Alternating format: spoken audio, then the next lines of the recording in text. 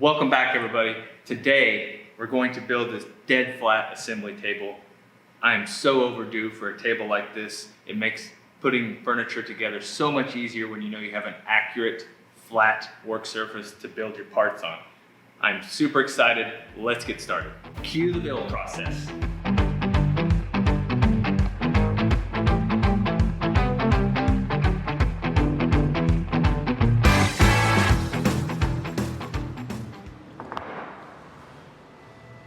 Hey everyone, first off, I want to get it out of the way that this isn't a how-to video. This table would also not be classified under the cheap category, and that's of course depending on how you're able to source some materials for the build. All of the materials I'm using for this table have either been reclaimed or purchased at a drastically reduced price due to the people that I got these materials from wanting to get rid of them or just, had no use for them at the time anymore. The only things I purchased at full price were the adjustment feet that I put on the legs kind of after the build was finished, and then of course your random screws and glue and joinery pieces like that. My goal for this assembly table was to, one, of course have it be dead flat when I was done. Two, be cheap to build, or at least for me, be cheap to build with the materials I have at my disposal.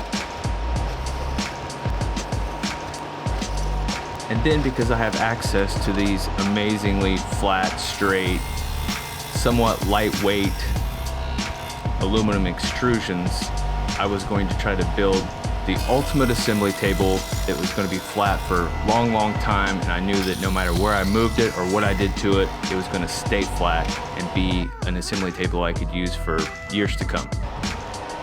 And saying that, yes, I realize not everyone has access to these materials or extrusions like shown in this video, but I will leave a link in the description where there is a great online resource for extruded aluminum.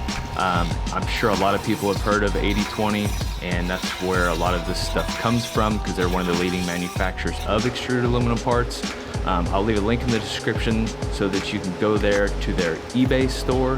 They have a lot of this stuff that's used, and it makes it much cheaper to get access to. So like I said, I'll leave a link. You guys can check that out if you're interested in getting any of these parts that I use in this video.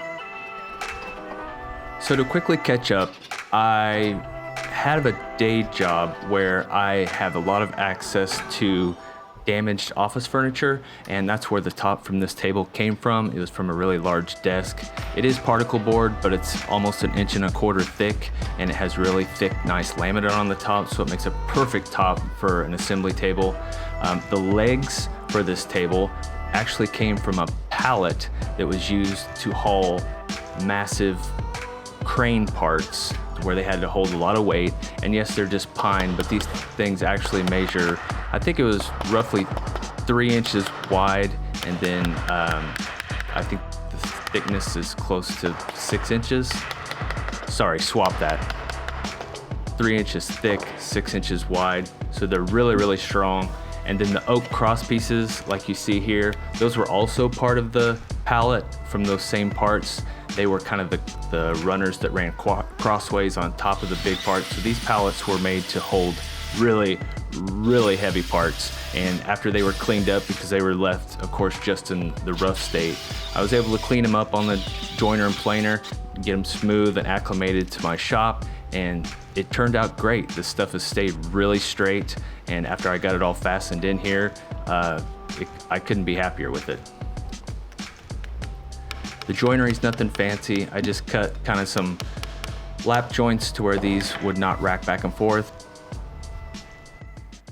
So it was about here that I realized I basically lost the footage to showing where these supports were put in, which probably a lot of you were wondering why the heck I didn't show that part when I already had showed the assembly table with the supports in there. But basically these were just good straight grain 2x4s that I found, attached them to the back of the extruded aluminum supports, and then put dowels into the sides there, into the legs. 3-inch long dowels, 1/2 inch.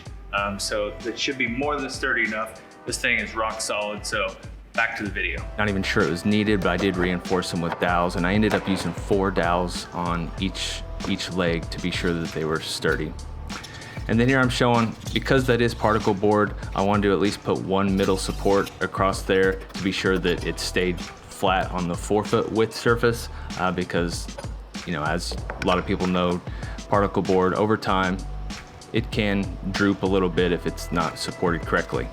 And then you can also see in this shot where a lot of the corner supports there by my left hand and then over by the square, I added those basically just to attach the top to the frame. The frame was solid by itself, and then of course, as we've seen a few frames back, that the legs are also bolted solid to the frame. I just added a few pieces to be able to be sure that it was rigidly attached to the top. And then of course also we had the corner braces to be sure that it stayed square throughout the whole build.